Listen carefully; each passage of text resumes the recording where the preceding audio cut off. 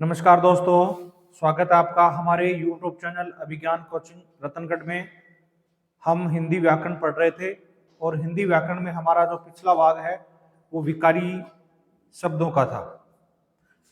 रूप परिवर्तन के आधार पर शब्द दो प्रकार के होते हैं, विकारी शब्द और अविकारी शब्द। विकारी शब्द चार प्रकार के होते हैं, संज्ञा, सर्वनाम, विशेषण और क्रिया। अविकारी शब्द भी चार प्रकार के होते हैं, क्रिया विशेषण, समुच्चय बोधक, संबंध बोधक और विस्मयादि बोधक। तो विकारी शब्द हम पढ़ रहे थे और विकारी शब्दों में सबसे पहले पढ़ेंगे हम संज्ञा शब्द। कौन सा शब्द? संज्ञा शब्द। संज्ञा,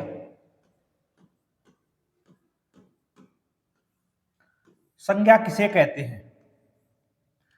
संज्ञा किसे कहते हैं? संज्ञा की जो परिभाषा है वो लिखेंगे हम। यानी इस संपूर्ण ब्रह्मांड में हमें जो दिखाई देता है या जिसको हम खुली आंखों से तो नहीं देख सकते, लेकिन उन शब्दों के नाम को हम हृदय से महसूस कर सकते हैं, उन सभी पदार्थों के नाम को है वो संज्ञा कहते हैं। आइए लिखते हैं परिभाषा इसको, संज्ञा की परिभाषा। परिभाषा, इस संपूर्ण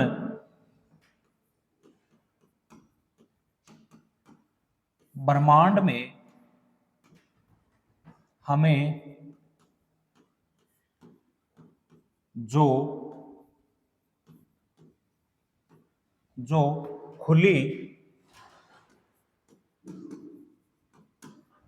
आंखों से दिखाई देता है या जिन शब्दों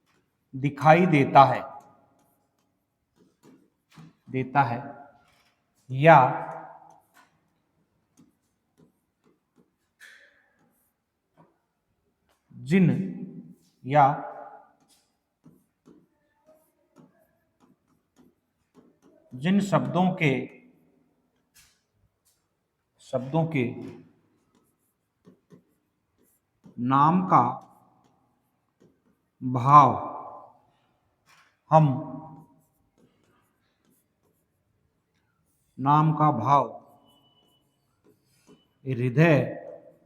का भाव हृदय या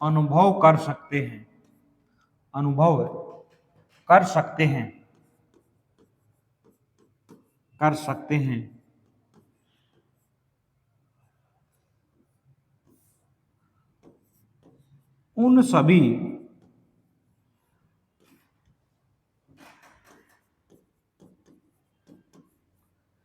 पदार्थों के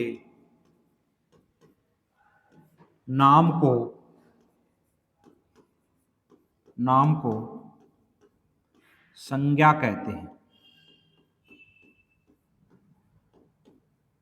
नाम को संज्ञा कहते हैं। क्या लिखा आपने परिभाषा में? इस संपूर्ण ब्रह्मांड में हमें जो खुली आंखों से दिखाई देता है या जिन शब्दों के नाम का भाव हम हृदय या मन से अनुभव कर सकते हैं, उन सभी पदार्थों के नाम को संज्ञा कहते हैं। अर्थात इस संपूर्ण संसार में, पृथ्वी पर या ब्रह्मांड पर जो हमें कुछ चीज दिखाई देती है, कोई वस्तु दिखाई देती है, उन सभी के नाम को हम क्या कहेंगे? संज्ञा कहेंगे। उन सभी पदार्थों के नाम को हम संज्ञा कहेंगे। संज्ञा, कई शब्द ऐसे भी हैं, उन पदार्थों को हम देख नहीं सकते हैं, लेकिन उन पदार्थों का भाव है, हम हृदय या मन से महसूस कर सकते हैं, उनके नाम को भी हम संज्ञा कहते हैं। यानी जैसे हमें दिखाई देता है इस ब्रह्मांड में, जैसे भवन दिखाई देता है, तो भवन भी संज्ञा है। कोई व्यक्ति का नाम है राम, श्याम है, बोर्ड, ये भी एक संज्ञा है। बोर्ड, कलम, पेन, कोई जगह का नाम, कोई देश का नाम, भारत, राज्य, सीता, गीता, गीता, घबराहट, अमीरी, अमीरी, गरीबी, ये भाव है, गरीबी आदि। ये जो शब्द है इनको हम, इन शब्दों के नाम को हम क्या कहेंगे? संज्ञा कहेंगे। हिंदी भाषा में प्रमुखतः संज्ञा के 3 भेद होते हैं।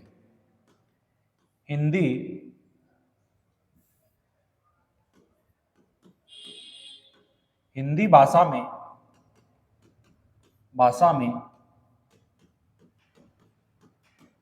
संज्ञा के प्रमुखतः 3 भेद होते हैं। कितने भेद होते हैं? 3 भेद होते हैं। हिंदी भाषा में संज्ञा के प्रमुखतः 3 भेद होते हैं। 3 कौन कौन से? पहला है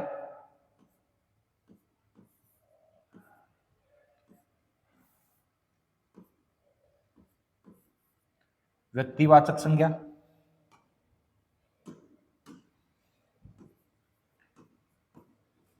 व्यक्तिवाचक संज्ञा,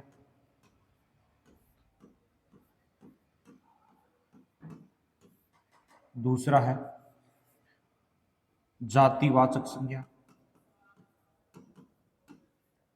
जातिवाचक संज्ञा, और तीसरा है भाववाचक संज्ञा, भाववाचक संज्ञा।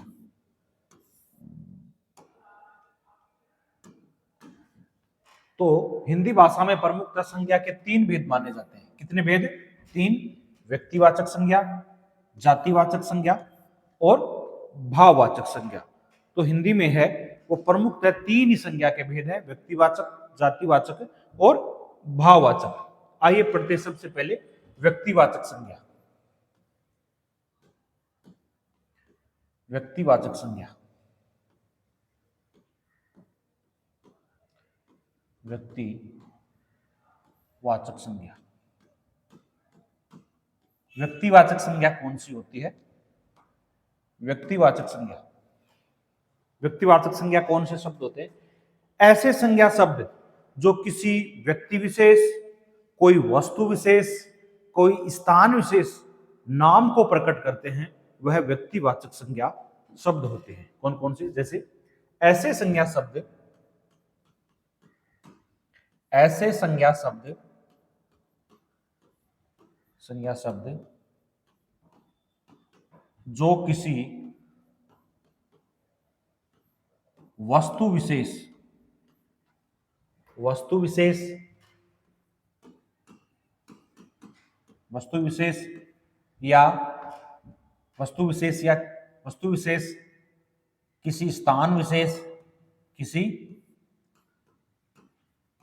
स्थान विशेष, स्थान विशेष या व्यक्ति विशेष, विशेष के नाम को प्रकट करते हैं, नाम को प्रकट करते हैं, नाम को प्रकट करते हैं,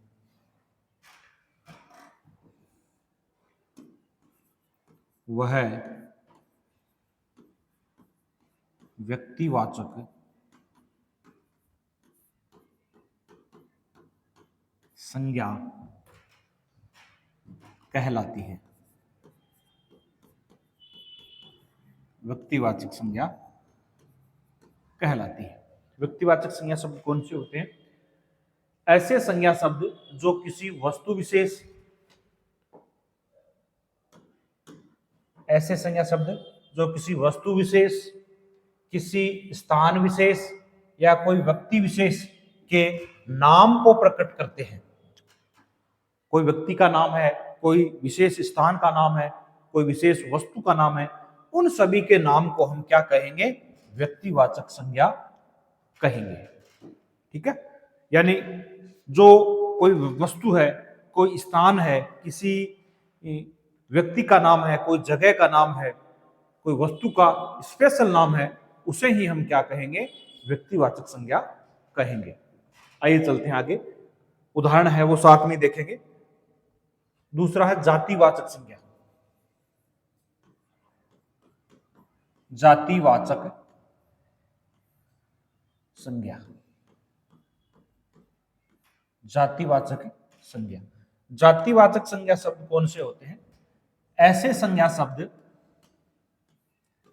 ऐसे संज्ञा शब्द, ऐसे संज्ञा शब्द जो अपनी संपूर्ण जाति, संपूर्ण जाति या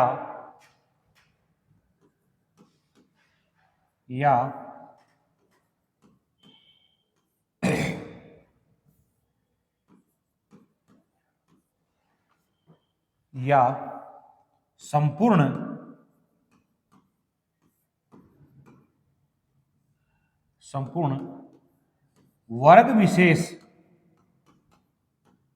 वर्ग विशेष के नाम को, वर्ग विशेष के नाम को प्रकट करते हैं, वहां जातिवाचक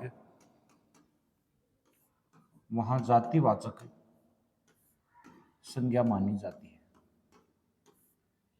संज्ञा मानी जाती है, मानी जाती है।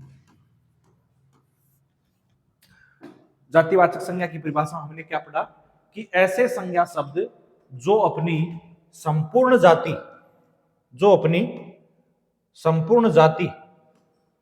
संपूर्ण जाति या संपूर्ण वर्ग विशेष के नाम को प्रकट करते हैं, वहां जातिवाचक संज्ञा मानी जाती है। वहां पे कौन सी संज्ञा मानी जाती है? जातिवाचक संज्ञा मानी जाती है। यानी ऐसे संज्ञा शब्द जो अपने संपूर्ण वर्ग के नाम को प्रकट करेंगे या अपने संपूर्ण जाति को प्रकट करेंगे, वहां जातिवाचक संज्ञा मानी जाती है। जैसे हम किसी एक वर्ग विशेष का नाम लेंगे, जैसे पर्वत, तो पर्वत एक पहाड़ों की जाति है, तो वहां पर जातिवाचक संज्ञा होगी। और एक पर्वत का नाम लेंगे जैसे हिमालय पर्वत, तो वहां व्यक्तिवाचक संज्ञा होगी। उदाहरण देखते हैं एक साथ ही दोनों का। व्यक्तिवाचक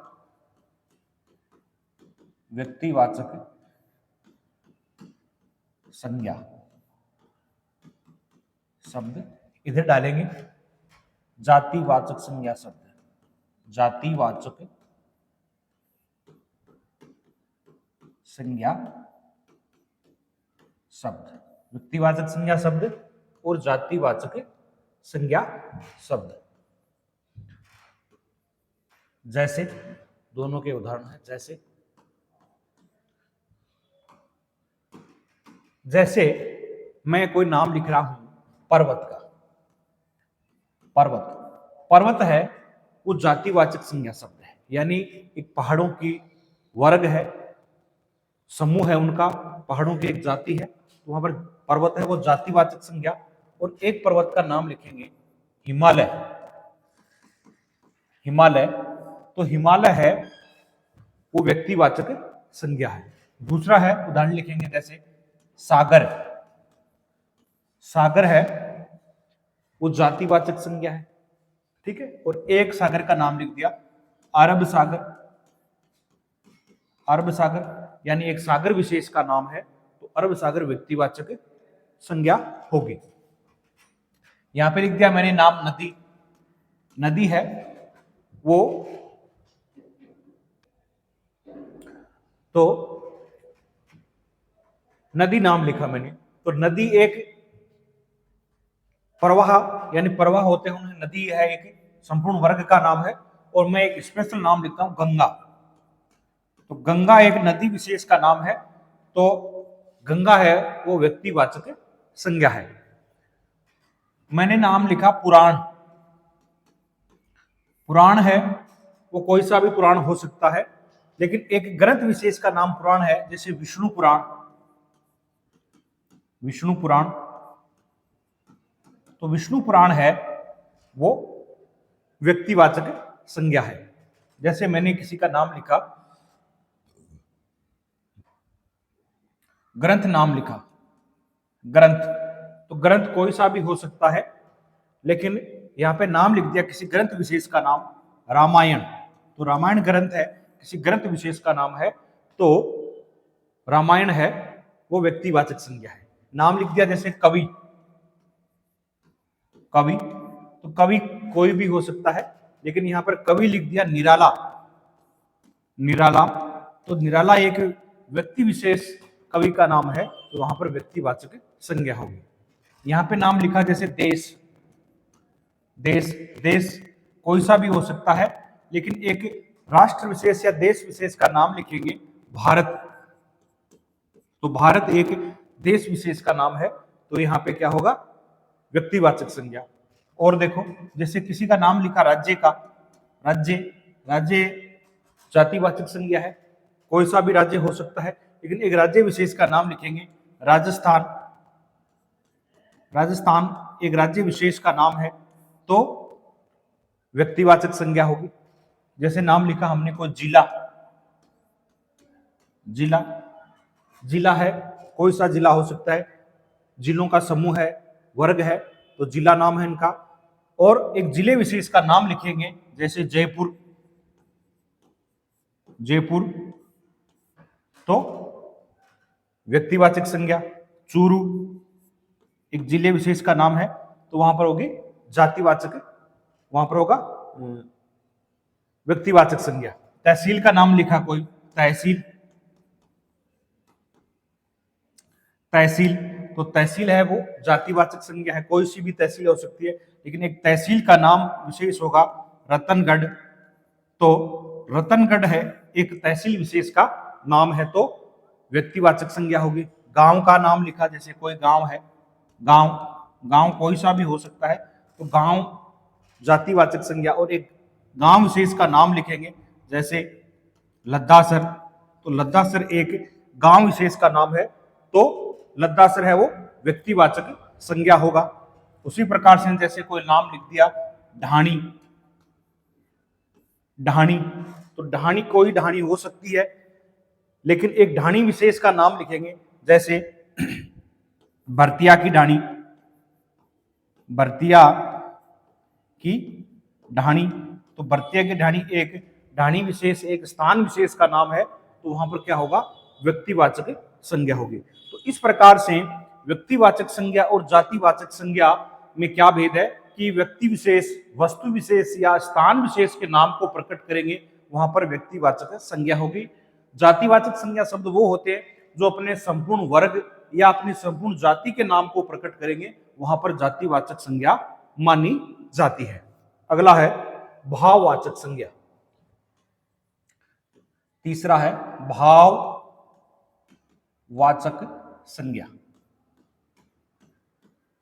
भाववाचक संज्ञा, भाववाचक संज्ञा कौन सी होती है?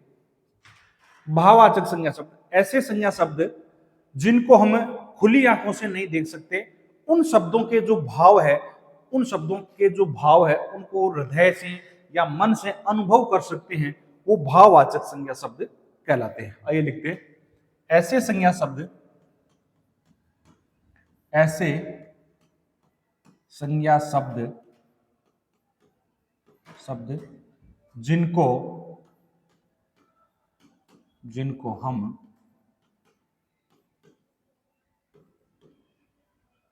खुली आंखों,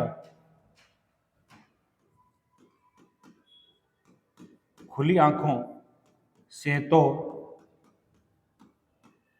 नहीं देख सकते, नहीं देख सकते, देख सकते, परंतु इन शब्दों के भाव को, इन शब्दों के भाव को, भाव को, भाव को मन या हृदय से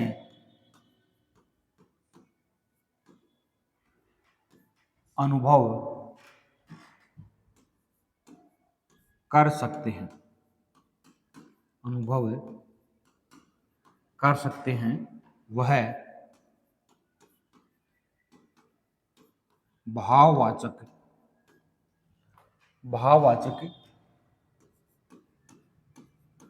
संज्ञा शब्द कहलाते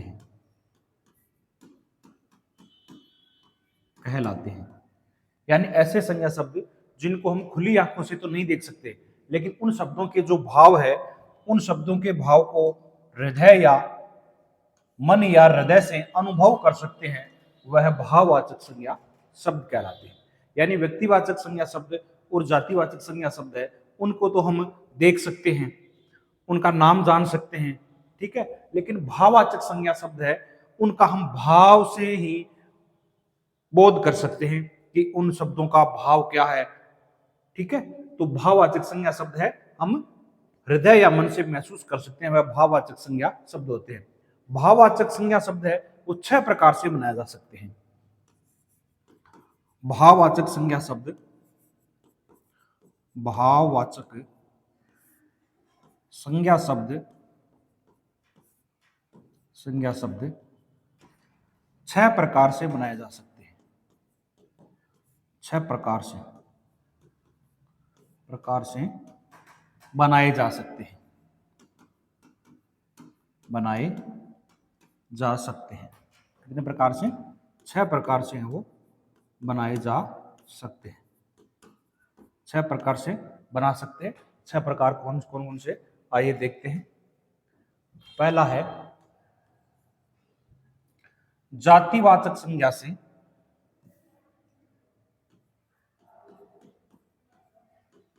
जातिवाचक संज्ञा से भाववाचक संज्ञा बनाना, भाववाचक संज्ञा बनाना।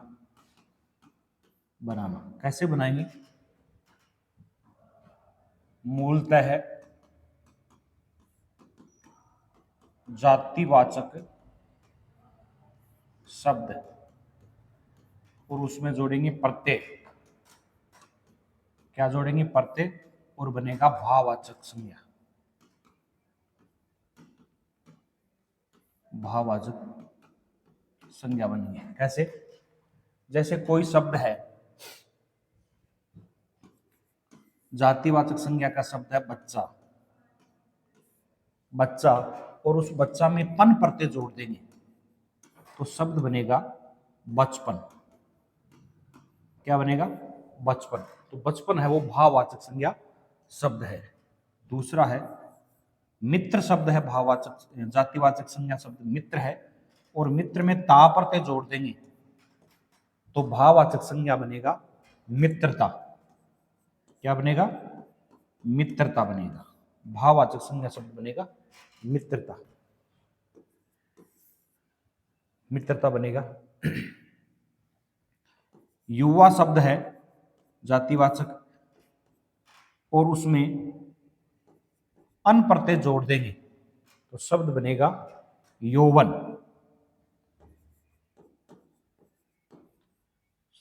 तो शब्द बनेगा यौवन। चौथा है स्त्री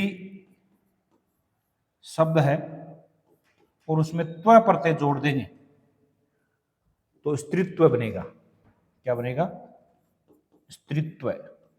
शब्द बनेगा स्त्रीत्व। तो इस प्रकार से जातिवाचक संज्ञा शब्द में प्रत्यय जोड़ने पर है वो भाववाचक संज्ञा शब्द बनते हैं। दूसरा देखते हैं,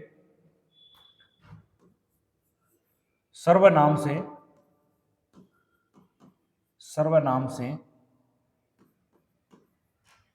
भाववाचक संज्ञा बनाना।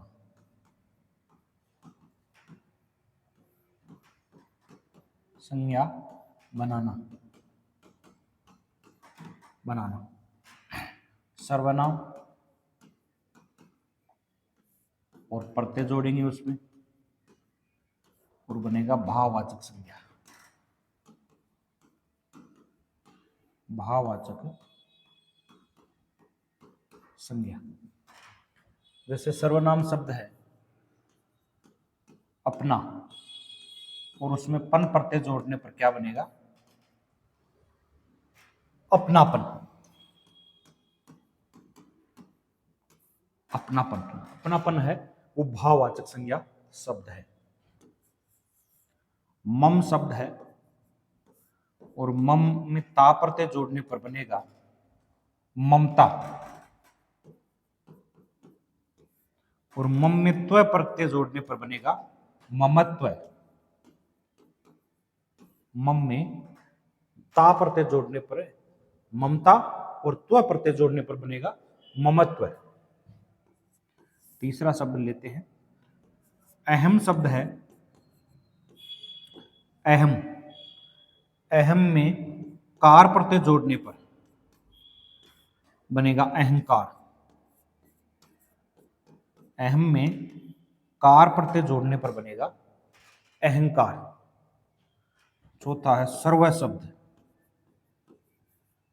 सर्व में सर्व स्व प्रत्यय जोड़ने पर बनेगा सर्वस्व।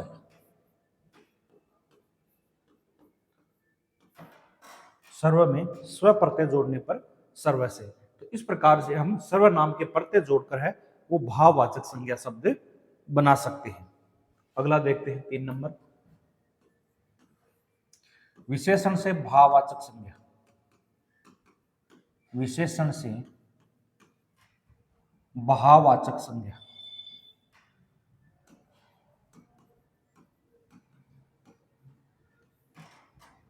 विशेषण से भाववाचक संज्ञा बनाना। विशेषण शब्द, विशेषण में जोड़ेंगे प्रत्यय और बनेगी भाववाचक संज्ञा।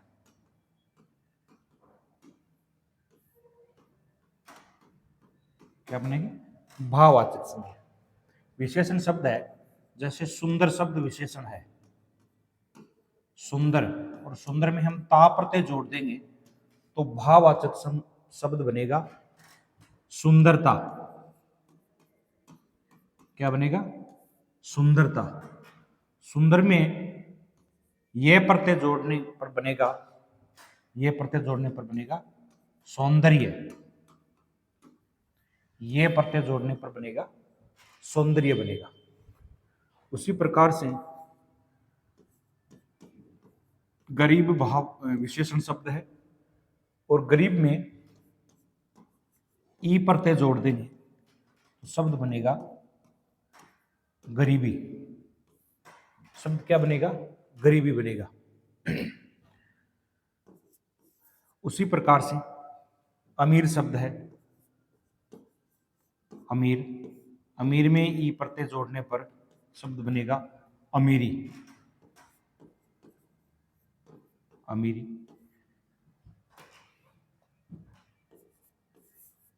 मधुर शब्द है, मधुर, मधुर में यह प्रत्यय जोड़ने पर बनेगा माधुर्य।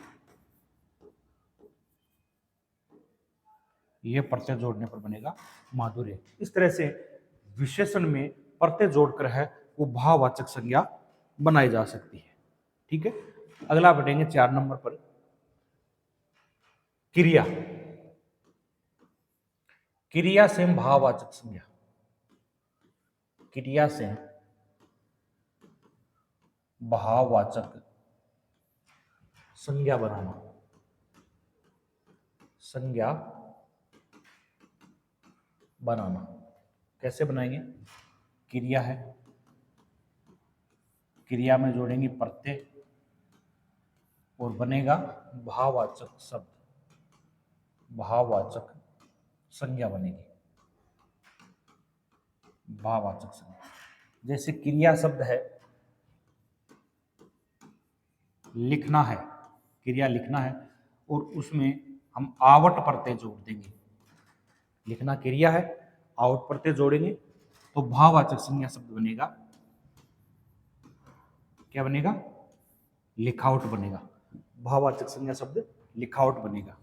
उसी प्रकार से चढ़ना क्रिया है और उसमें हम आई प्रत्यय जोड़ देंगे तो शब्द बनेगा भाववाचक चढ़ाई। क्या बनेगा? चढ़ाई। उसी प्रकार से लिखना क्रिया है, नहीं सॉरी, काटना क्रिया है, काटना क्रिया है और उसमें आई प्रत्यय जोड़ देंगे तो भाववाचक संज्ञा बनेगा कटाई। क्या बनेगा? कटाई। घबराना क्रिया है, घबराना क्रिया है और उसमें आहट प्रत्यय जोड़ देंगे तो शब्द बनेगा घबराहट। तो शब्द क्या बनेगा? घबराहट। घबराहट। तो इस प्रकार से क्रिया के हम प्रत्यय जोड़कर है वो भाववाचक संज्ञा शब्द बना सकते हैं। तो 4 प्रकार से क्रिया बना ली।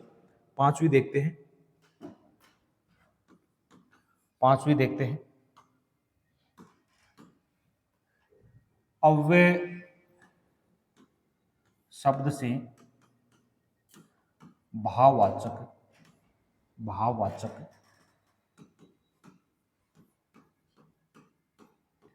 संज्ञा बनाना, भाववाचक संज्ञा बनाना। अव्यय है, अव्यय शब्द है, प्रत्यय है और भाववाचक संज्ञा, भाववाचक संज्ञा। जैसे अव्यय शब्द है समीप, समीप, और समीप में यह प्रत्यय जोड़ दिया, यह प्रत्यय जोड़ने पर भाववाचक संज्ञा बनी समीप्य। सामीप्य, समीप में यह प्रत्यय जोड़ने पर भाववाचक संज्ञा बनी सामीप्य। उसी प्रकार से दूर शब्द है, दूर में ई प्रत्यय जोड़ने पर भाववाचक संज्ञा शब्द बनता है दूरी। कौन सा शब्द बनेगा? दूरी। तेज शब्द है, तेज, और तेज में है ई प्रत्यय जोड़ देंगे तो शब्द क्या बनेगा? तेजी। क्या शब्द बनेगा? तेजी। उसी प्रकार से नजदीक शब्द है और ई प्रत्यय जोड़ने पर नजदीकी, नजदीकी। तो इस तरह से अव्यय शब्दों के प्रत्यय जोड़कर हम है वो भाववाचक संज्ञा बना सकते हैं। तो हमने 5 तरह के से भाववाचक संज्ञा बना ली। अगले देखते हैं मूल भाववाचक संज्ञा शब्द। छठा है मूल भाववाचक, मूल भाववाचक, भाववाचक संज्ञा शब्द। मूल भाववाचक संज्ञा शब्द कौन कौन से होते हैं? मूल भाववाचक संज्ञा शब्द, मूल भाववाचक संज्ञा शब्द जैसे सुख दुख, सुख दुख, जन्म मरण, प्यार प्रेम, स्नेह, नींद, स्नेह नींद, विश्व, ब्रह्मांड, ब्रह्मांड इत्यादि, इत्यादि इत्यादि। दो जो शब्द है मूल भाववाचक संज्ञा शब्दों की श्रेणी में रखे जाएंगे। तो इस तरह से भाववाचक संज्ञा शब्द है वो 6 प्रकार से बनाए जा सकते हैं। भाववाचक संज्ञा शब्द है वो 6 प्रकार से बनाए जाते हैं। 6 प्रकार से कौन कौन से? जातिवाचक संज्ञा से भाववाचक संज्ञा शब्द बनाना, सर्वनाम से भाववाचक संज्ञा शब्द बनाना, विशेषण से भाववाचक संज्ञा बनाना, क्रिया से भाववाचक संज्ञा बनाना, अव्यय शब्द से भाववाचक संज्ञा बनाना और मूल भाववाचक संज्ञा शब्द सुख दुख, जन्म मरण, प्यार प्रेम, स्नेह, नींद, विश्व, ब्रह्मांड इत्यादि जो शब्द है वो मूल भाववाचक संज्ञा शब्द है। तो आज हमने संज्ञा के 3 भेद पढ़े, व्यक्तिवाचक, जातिवाचक और भाववाचक। इसके अलावा 2 और है संज्ञा के भेद, वो पढ़ेंगे हम अगली कक्षा में, और कुछ संज्ञा के नियम है वो भी हम अगली कक्षा में पढ़ेंगे।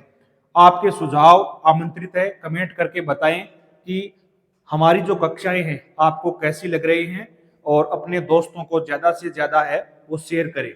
ये जो व्याकरण आपको पढ़ाई जा रही है ये first grade, second grade, REET, SI सभी भर्तियों में आपके काम आएगी। तो 0 से लेकर पूरी व्याकरण आपको पढ़ाई जाएगी, और अपने दोस्तों में ज्यादा से ज्यादा शेयर करें और हमें कमेंट करके बताएं कि हमारी जो कक्षाएं हैं आपको वो कैसी लग रही है। धन्यवाद दोस्तों।